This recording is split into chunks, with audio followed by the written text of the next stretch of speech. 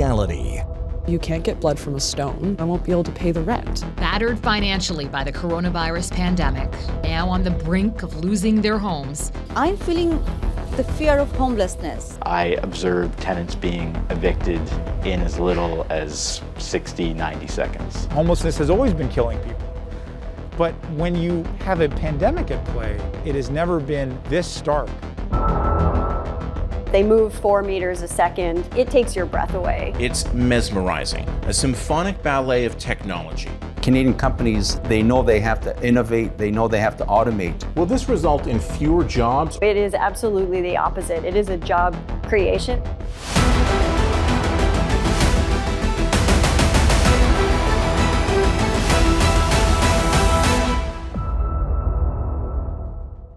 Hello and welcome to The New Reality. I'm Donna Friesen.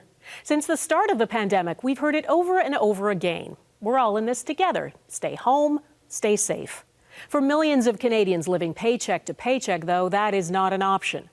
Canada has long had an affordable housing problem, and experts say among all the other issues COVID-19 has created, there is now a full-blown eviction crisis as well. Many people are now faced with a terrible choice: go hungry or risk losing their homes. And for some, the only remaining option is to get organized and fight back. Here's Farah Nasser. Not now! Not later! You won't evict our neighbors! Battered financially by the coronavirus pandemic, now on the brink of losing their homes, they've had enough. Tenants have been organizing and protesting evictions since last summer.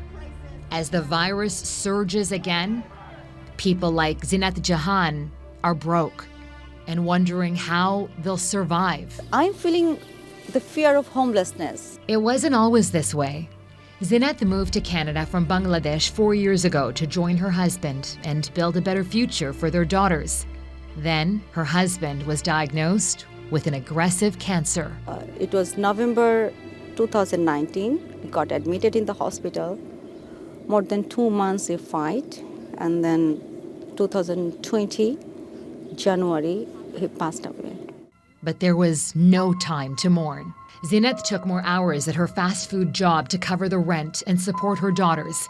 And then, barely a month after losing her husband, the pandemic hit. I lost my husband, lost the major part of income, lost my job. By April, even with Canada's emergency response benefit, bills were piling up, and she could no longer afford the $1,500 rent on her one-bedroom apartment. Some people will say that, well, don't you have some money set aside, right? I had saved some, but I have run out, when my husband was in the hospital with no income. How much money do you owe right now? It's $8,000. $8,000? Yeah. Zinat said she had only missed 1 month's rent when she got an eviction notice in May. And struggle a lot. After that, Zinat became a leader of a group of tenants pushing back against evictions. That's how she met Carly Tisdall. I've never had trouble paying the rent before. I've never had to call my landlord and ask for a solution when I'm worried that I'm not going to be able to pay the rent next month. I've never gotten involved in my community this way. Carly is an actress and model. She says she told her landlord she wouldn't be paying rent in April. The following month, she also got an eviction notice. You can't get blood from a stone. I'm telling you, I won't be able to pay the rent. And we were told, work it out with your landlord. You can negotiate. Nobody's going to get tossed out on the street in this pandemic. If you have a choice between putting food on your table or paying rent, you're putting food on your table. People will not be evicted. Despite that promise, it's estimated that close to 100,000 families in Ontario are struggling to pay their landlords during the pandemic. The total unpaid bill is pegged at nearly $80 million every month. Housing advocates say tens of thousands of renters are facing the threat of eviction. So residents of several apartment buildings in the same East Toronto neighborhood formed tenants' unions. They hold hallway meetings to discuss strategy and ask their landlords to negotiate with them as a group. It's just something that had to happen because here in my community, it just feels like at this point, we're the only people that we can rely on. So do tenants have any other recourse during an unprecedented pandemic to keep their homes? Most provinces had a moratorium on evictions during the first wave, but by the end of summer, those bans were lifted. And in Ontario, the Landlord and Tenant Board's eviction hearings had moved online at warp speed. This whole process of online evictions was set up specifically to facilitate the massive evictions of tenants during COVID. Cole Weber is an outreach worker at Parkdale Community Legal Services in Toronto. He says there were 7,000 hearings in Ontario in November alone, a 20% increase from the year earlier. You had all kinds of technical difficulties and glitches where people weren't able to call in or who were thrown off the call, yet the hearing went on without them and they were ordered evicted. I observed tenants being evicted in as little as 60, 90 seconds. I fractured my back. That's what happened. Global News obtained a transcript of a hearing of a tenant who was evicted because she fell behind on rent during the pandemic and was physically unable to return to work. I'm 56 years old and this is not where I want to be. And honestly, I want to get up and down the stairs so I can be active and get my legs moving and being proactive, but I can't do that. Tell me about the rent. And some communities are disproportionately struggling during the pandemic, those in low-paying jobs with no security or sick pay. In May, a record 2.6 million Canadians were unemployed, or 13.7%. By July, the overall unemployment rate had dropped to 9.3%. But in racialized communities, it was nearly double that figure. You know, we've heard this entire pandemic, we're all in this together. Do you feel like we're all in this together? No, we are not all together in this crisis. Riches are becoming rich, poor are becoming more poor. As the virus slowed over the summer and economic conditions began to improve, many tenants in this area began paying rent again in October. Plus, they made extra payments toward what they owe. In return, they requested a rent reduction and partial forgiveness of unpaid rent. Zinette's landlord rejected the group's requests, and her eviction notice is still pending. Pinedale Properties claims they haven't evicted anyone during the pandemic and have reached agreements with the majority of tenants. They added that Pinedale is committed to working with them on repayment plans with the goal of keeping our residents in their homes. We have filed a limited number of cases with the Landlord-Tenant Board since March 1st, 2020, relating to residents who were overdue on rent and did not respond to our outreach to engage in dialogue. Pinedale disputes Zinette's claims about the payments she has made and say they will present evidence on this matter in the hearing. In good faith, we provided her with a repayment proposal in November. She has chosen not to respond to that offer or to enter into negotiations. Zinette says that repayment plan was unreasonable. It called for her to pay $900 a month for 10 months on top of the $1,500 rent, a total of $2,400 a month that she just doesn't have. Carly's landlord, Rainey Management, claims it had good faith discussions with her and has been able to reach agreements with most tenants. They say eviction is not their goal, and Rainey only filed applications with the Landlord and Tenant Board for those tenants who ignored our numerous requests to communicate their individual situation and did not make any payments. The group has since demanded rent abatement for all pandemic-related arrears for everyone as a condition of further discussion. Carly claims she and her neighbors have never demanded forgiveness of all debts. She says she started by asking for 25% off her outstanding debt, but was willing to negotiate. Please come discuss this with me. That was the simple ask. The landlord's reaction was to cash the check and send a letter back saying, no deal. And you still get taken to the Landlord-Tenant Board. So those people who had already been repaying were then taken to these eviction hearings. Unlike many tenants who represented themselves, Carly's group was armed with documents and a lawyer ready to defend them. So my hearing was adjourned because it would have taken too long to hear it. They're set up to just happen as quickly as possible. So a tenant who comes in with like an actual defense with pages and pages of evidence, you just get adjourned. But many others, without legal expertise, risk becoming homeless. And during the pandemic, more and more people have taken to living outside in tents. Homelessness has always been killing people. But when you have a pandemic at play, it is so obvious. It has never been this stark. Dr. Andrew Buzari is the Executive Director of Social Medicine at the University Health Network. He is also the co-leader of Toronto's homelessness response.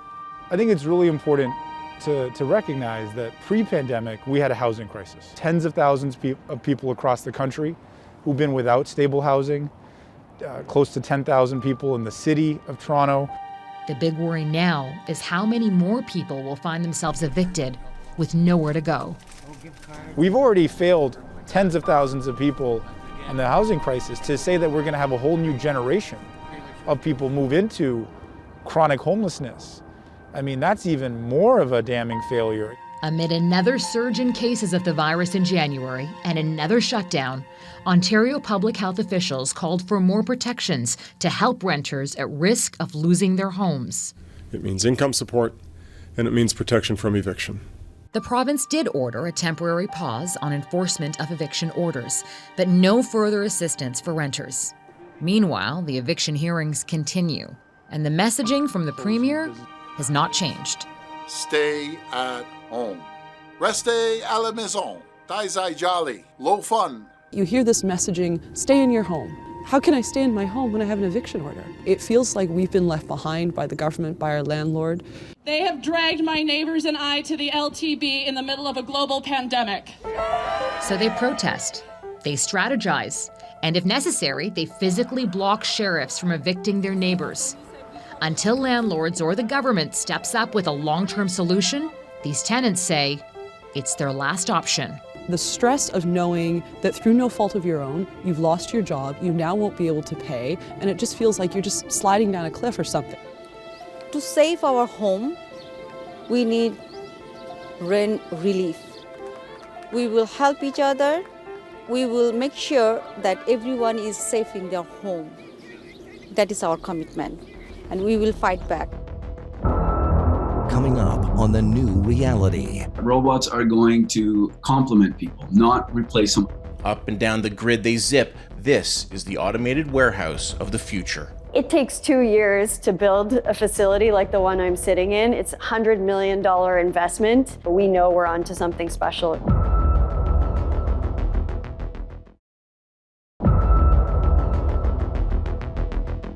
There's a seismic shift taking place in manufacturing. It's being called the fourth industrial revolution, harnessing the power of robotics, artificial intelligence, and machine learning. Now, robots are tackling jobs we never thought they could do in record time. How is Canada positioned for this transformation? From investing to training, Mike Drolet examines if we're prepared for the big leap forward. In a massive new warehouse in the Toronto area, grocery giant Sobeys has allowed the robots to take over. Up and down the grid they zip, going on to the next, seemingly before they grab the last. It's mesmerizing, a symphonic ballet of technology. And it's no small thing to say, this is the automated warehouse of the future. It takes 2 years to build a facility like the one I'm sitting in. It's a $100 million investment. From an outside perspective, it's easy to say Sobeys lucked out in its timing. After all, the pandemic forced millions of Canadians to stay home and work remotely. Pre-COVID, online groceries, with only a 1% market penetration, wasn't exactly a raging success. Yet Sobeys made a choice 2 years ago. To distinguish itself from its competitors, it needed something big. So it invested the $100 million in new technology created by Ocado, a British company known for automated warehouses. Sobeys' warehouse opened in the middle of the pandemic in June, and in just 8 months, the big bet appears to have paid off. Sarah Joyce is Senior Vice President of E-commerce for Sobeys. We're seeing like a 3-year pull forward in what we expected of consumer behavior. So much more adoption, much quicker than we would have otherwise had. And as you probably have seen, 300% plus growth in online demand as a result. The automated warehouse uses aspects of artificial intelligence, robotics, and big data. Everything from the website and mobile app to the facility's robots, and finally the routing and logistics to get orders where they're supposed to go. Here, humans do the grocery packing while the robots sort and restock. While shopping can take a few hours out of your day, Ocado's robots can help fulfill a 50-item order in 5 minutes. They move 4 meters a second. They are just zipping past. It takes your breath away. You realize that there's nothing quite that productive in the world. We're now well into the fourth industrial revolution, or Industry 4.0, which is all about automation and artificial intelligence. So how is Canada positioned for this massive shift?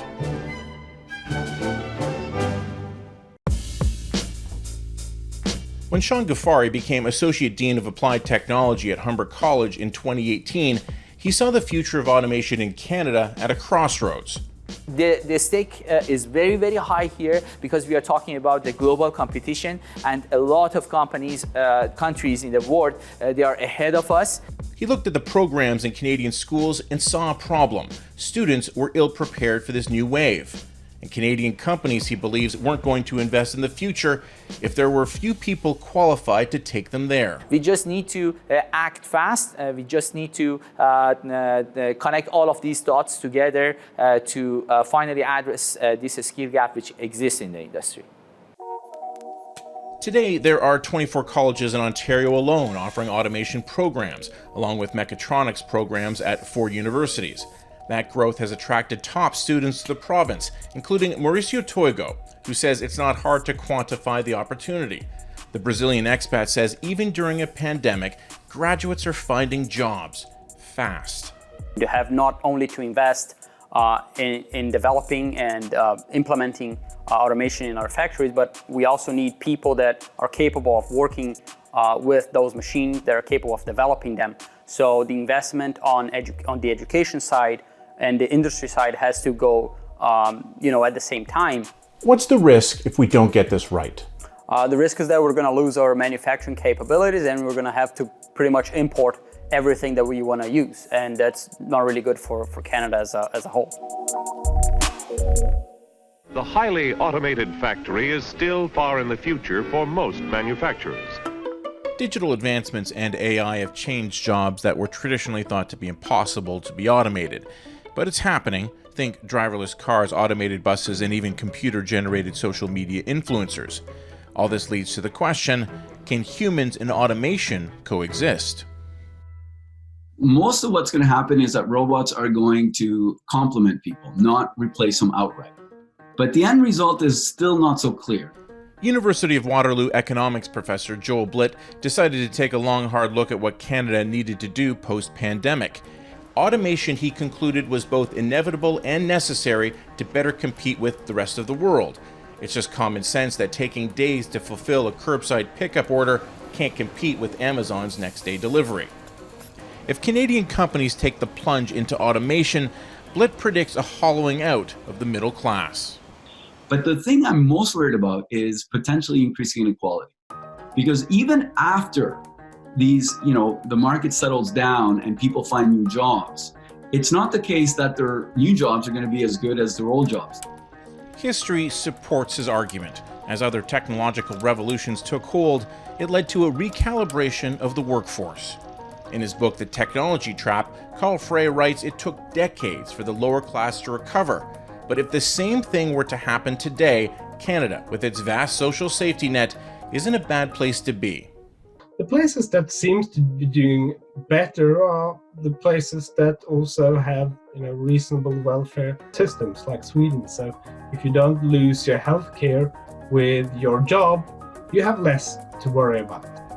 From its perspective, Sobeys refuses to see automation as a job killer. Will this result in fewer jobs, or have you had to hire people? So it is absolutely the opposite. It is a job creation, and I believe that investments in innovation and in technology, as I said, they are not without people. You need the people as well, and they are. I think there's a perception one way, but the truth in our case is we're creating 1,500 jobs.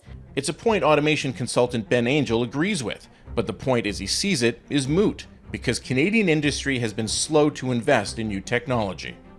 And I would say 80–90% of all my inquiries are outside Canada. Canadian companies, they know they have to innovate, they know they have to automate, but you can't fast track this.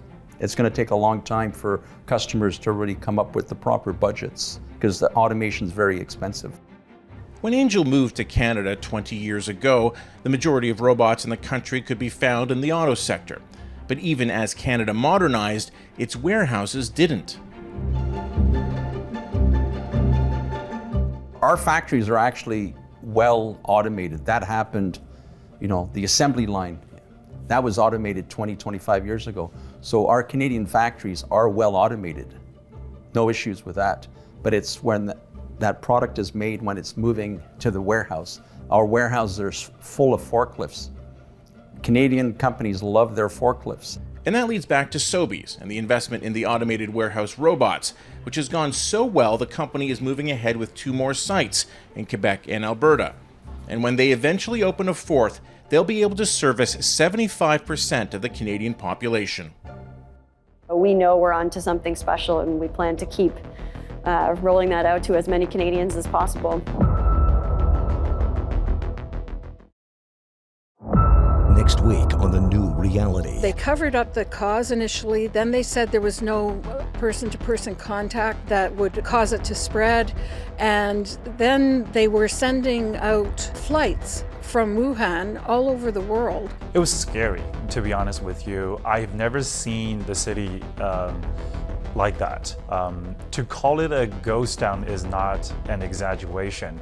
The citizens from Wuhan did nothing wrong. I don't believe they wanted to spread this virus, across the country or across the world. There are many, many Canadians who have been friends of China, like I have, who are changing their views dramatically. That is The New Reality for this week. I'm Donna Friesen. Thanks for joining us.